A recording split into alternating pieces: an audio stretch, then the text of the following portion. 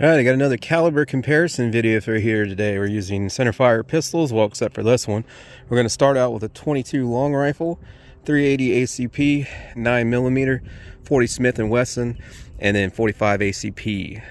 Not a cheap production, guys, if you know the meat prices in 2023 right now, so I'd really appreciate it if you go ahead and hit that like button. The 22 is a Taurus TX22. Got a LCP Max for the 380. PT111 G2, G2C basically, G3C basically, 9mm there, a Glock 35 for the 40, and Ruger SR 1911. And if you guys have been watching along for the past year or so, I finally got my front sight replaced.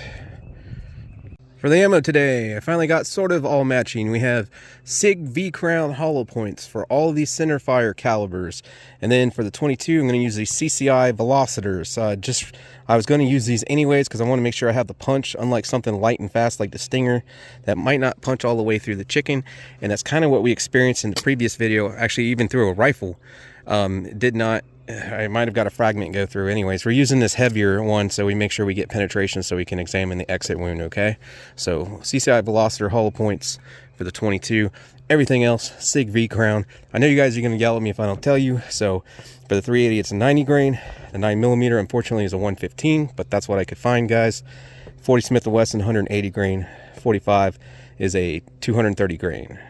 The reason I say unfortunately is because the 90 grain in 380, it's a pretty standard weight. Less than 90 would be light, over 90 would be heavy for that caliber.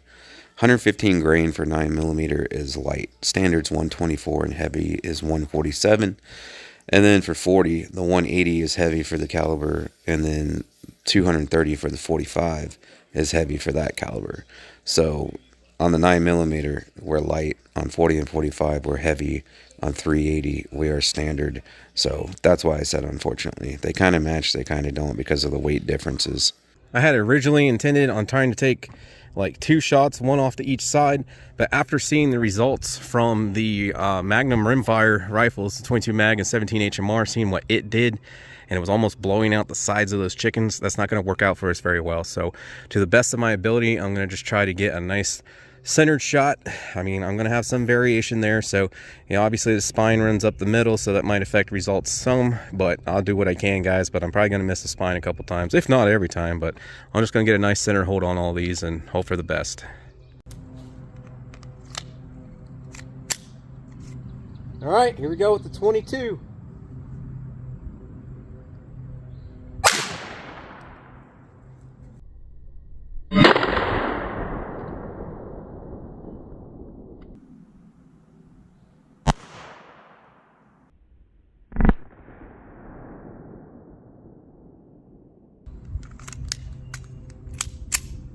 .380.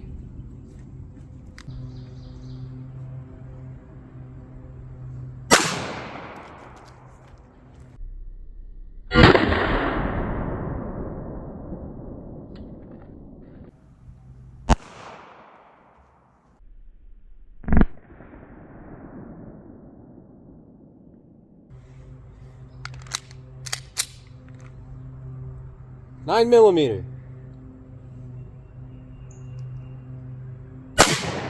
I got juiced. Oh, I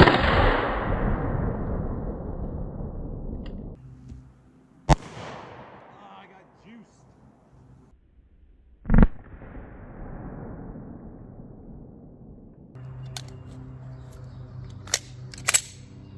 .40 Smith & Wesson.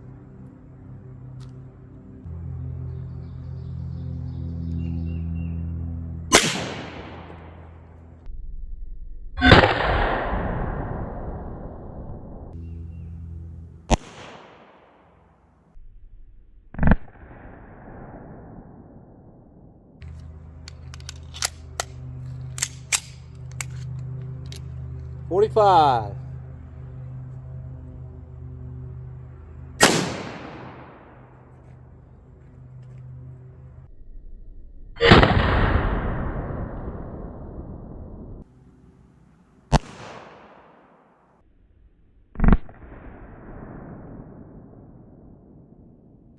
It's interesting, I got a case rupture there. I just double checked, it was that SIG Typically they are silver cases because they're nickel plated, but I got some of this during the ammo shortage the past couple years, and they were using different cases because they didn't have all the nickel ones. And I got a case rupture right there, and you can see it did not eject. I'm not sure exactly what happened here, but it's worth discussing, I think. Like I said, I bought the ammo back during the shortage the past couple years. Ammo manufacturers are using different primers and brass instead of this and that, and getting their stuff from different suppliers. I never had an issue with this 1911 before, so that's why I'm inclined to believe it was ammo. As you can see, usually there's nickel coated brass like that. There's my 40 right there, which is also nickel coated. I guess the 380's got brass over here, just plain brass. The 9mm, well, yeah, this is 9mm. So yeah, this was out of the 45. I was worried I put a 40 in there for a second, but I did not. Because right there's where I took it from. And 45. So you can see I shot 5 of these previously in a gel test video, and I didn't have any issue. But yeah, that one, the case ruptured. That's the last thing you want in a defensive scenario, is for your defense ammo to blow up on you like that and jam the gun. Well, you're dead unless you got them on that first shot. All right, let's take a look at these. But what's crazy is none of these, well, maybe because they were center shots. Yeah, I said earlier in the video, I was just shooting rimfire, and I was aiming off the left and right side, taking 2 shots on each with rimfire, and it was like blowing out the side, and they were falling out of the wrappers and such. So I guess that center shot helped that from happening. So if I had hit those on the side, especially with those more powerful than rimfire rounds there, it would have been a catastrophe. So see what we got here. There's the 22, which was again the CCI Velocitor. There's your exit on that. 380. So that should have been a spine shot there. And there's the exit from that. Didn't do a whole lot. I got better 380 rounds than that. I got gel test playlists for 9mm, 380, 40, 45 on the channel. I've seen a lot better performance than that. I just got those, and we're going to put them in a gel block sometime this year. Maybe sometime soon here, and test them out in the gel. But through this chicken, doesn't look like it did much. Then there's the 9mm. Nice very center shot there. I'm sure I at least grazed the spine on that. Oh, so much bigger hole, all kinds of bone fragments right there. Yeah, that's all spine. I can feel the spine. Crush the spine there in the back, and there's your exit. 40 Smith & Wesson. Nice center shot there. And there you go with that. Ooh, that is a little more mushy. I feel the fragments, but they're like itty bitty tiny shards compared to these were larger pieces with the 9mm. And then the 45. This thing's kind of crooked in the wrapper there. It was close to center, but the actual center is over here because the chicken is a little catty corner there. I didn't notice that till just now. Anyway, there's your entry with the 45. It's okay. It still broke the spine. Like the hole's right here, but the spine's right there. So it nicked it, and it still broke the spine there. And there's your exit on that. And as always, the 40 does look a little bigger. I'm a huge 40 advocate. A lot of people don't like it for some reason, but it always seems to do more damage. It does have more foot-pounds of energy. Generally speaking, with your standard ball ammo and standard pressure defense loads, usually 40 Smith & Wesson is a little more powerful there. But there is your results. Okay, 9mm. 40 was a decent, yep, a little bit more. 40, I mean, they're all very similar. They're all very close to each other, but it always seems to me, at least, 40 always has a little bit of an edge. Obviously, the 380 and 22 didn't do anything, at least not in this instance. Like I said, I've seen some better 380 rounds that would have been closer to the 9mm there, but these ones didn't seem to do much. So that's going to conclude that. For more pistol caliber comparisons, there we go. Check out the caliber comparison playlist or something like that on the channel, caliber comparison playlist. For all those videos and more, I've shot like watermelons, cinder blocks, cantaloupes, I can't remember what else, different things like that.